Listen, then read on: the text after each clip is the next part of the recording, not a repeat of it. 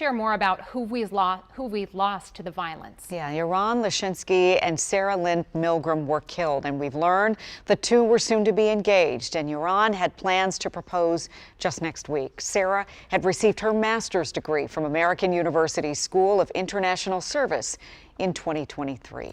The shooting happened last night around 9:30. The suspect, now identified as 31-year-old Elias Rodriguez. He is reportedly from Chicago. Witnesses say they heard him chant "Free Palestine" before he was arrested.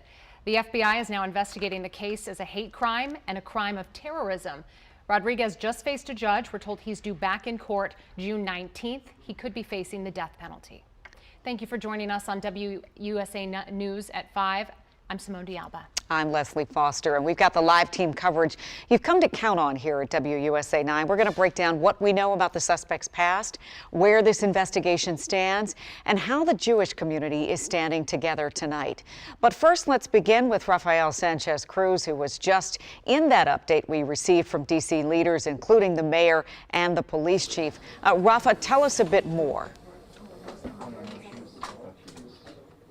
Yeah, Leslie, Simone, a lot of information to take in. As you mentioned, this is now being investigated as an act of terrorism and a hate crime. And according to what we were just told by interim U.S. Attorney Jeanine Pirro, the judge did notify the suspect that he could be facing life in prison or the death penalty. Now, we did ask U.S. Attorney Pirro about that, about the death penalty. She says it's a case that's eligible for that, but it's too early in the investigation to determine. I'm going to walk through some of the information we learned through the court documents that we obtained just a couple minutes ago, within the last 20 minutes. So we are obviously, let's start with the charges that this man is now facing. We're talking about murder of foreign officials, causing death of a person through the use of a firearm, discharge of a firearm during in an act of violence, and 2 counts of first-degree murder. Of course, they started today's press conference just kind of resonating that message that anti-Semitism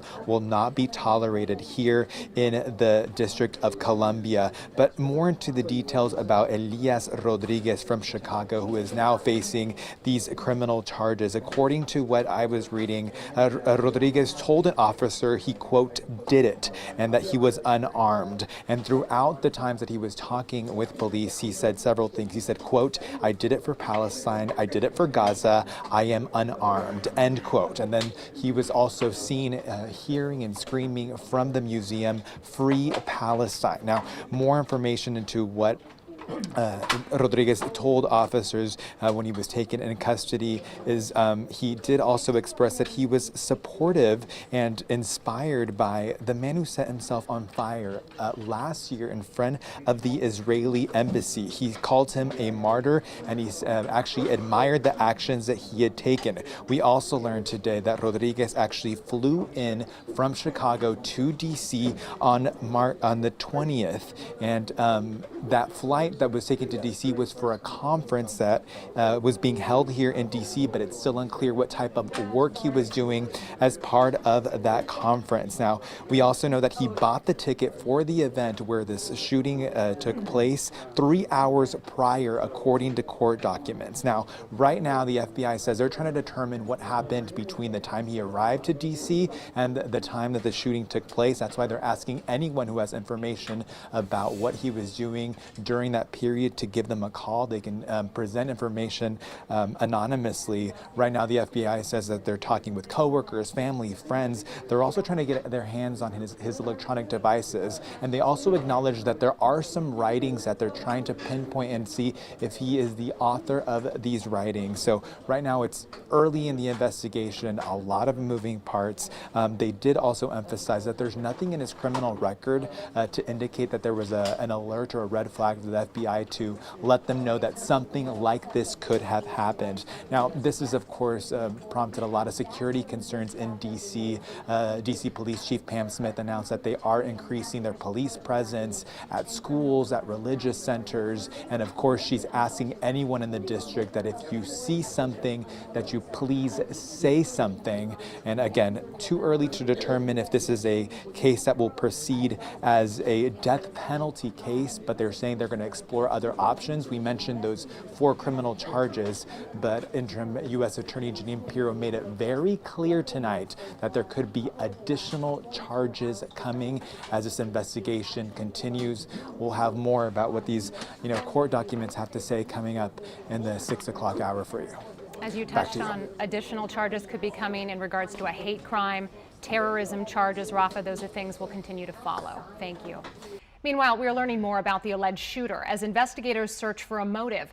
Our chief investigative reporter, Eric Flack, is digging into that part of the story. It appears this man was ramping up his rhetoric in the days leading up to last night's shooting. Just yesterday, the alleged shooter called for violence against Israelis in retaliation for the war in Gaza. As FBI agents searched Elias Rodriguez's Chicago home, his social media page lashed out at the American government for not doing enough to stop Israeli strikes on Palestinians during the Gaza war.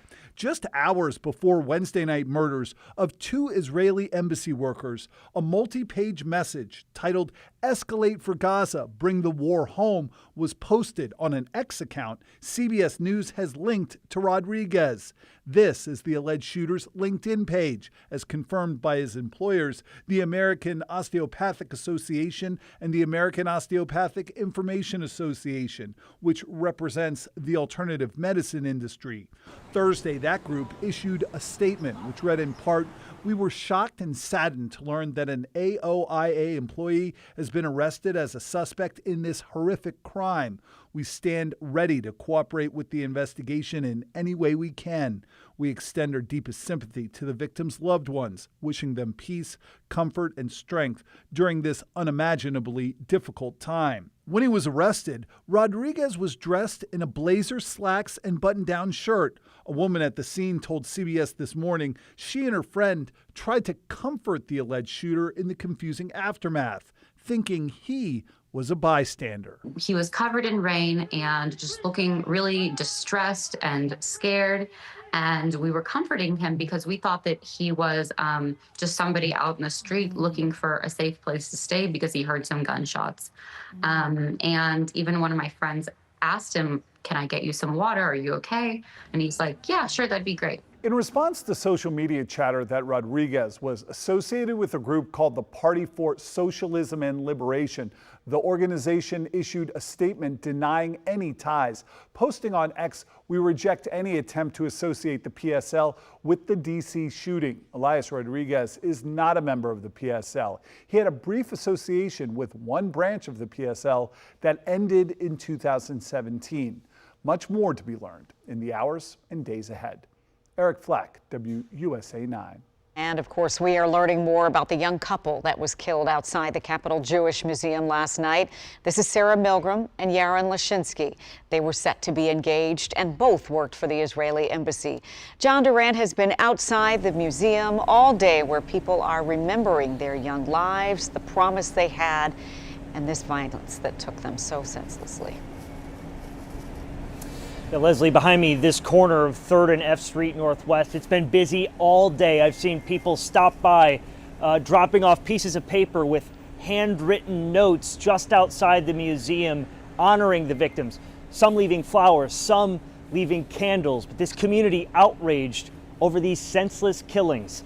But they're determined to press on in their memory. Where the unimaginable happened less than a day ago is now a place for remembrance.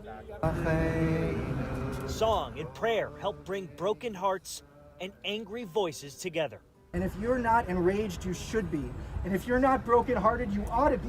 Sarah Milgram and Yaron Lashinsky were shot and killed outside the Capitol Jewish Museum where they were attending an event. According to the American Jewish Committee, Milgram was from Overland Park, Kansas, and received a master's degree from American University in 2023. Lashinsky was born in Germany, but moved to Israel at a young age. Both working for the Israeli embassy, and both ready to begin a life together. These were 2 young, beautiful people, Yaron and Sarah, planned to be engaged next week in Jerusalem. Yaron bought a engagement ring this week. He was taking his soon-to-be bride to meet his parents, who live just outside of Jerusalem. Their murder will not be in vain. And their memory will not be forgotten. I left a sign that says, may we find each other in peace. Jenna Hopp is one of many who felt compelled to be here. If the shooter understood they were here for peace, would he have still shown up? Guns are so silencing, and violence, it doesn't solve anything. There were so many people like Jenna Hopp, who you just heard from, at the vigil that was just created outside of the museum this morning, upset, understandably, about this senseless tragedy. Also, I had seen, on top of the U.S. ambassador to Israel out here, Maryland Congressman Jamie Raskin, as well as D.C. Councilmember Brooke Pinto out here as well, all showing support, Leslie. Showing their support while still processing the weight of the loss. John Duran, thank you. And when big stories like this break in our community, count on us to stay on top of it. We'll continue sharing updates here on WUSA 9 and streaming on WUSA 9 Plus. Special coverage on this story is streaming ahead at 6:30. You can download Plus on your smart TV and watch for free. We'll be right back.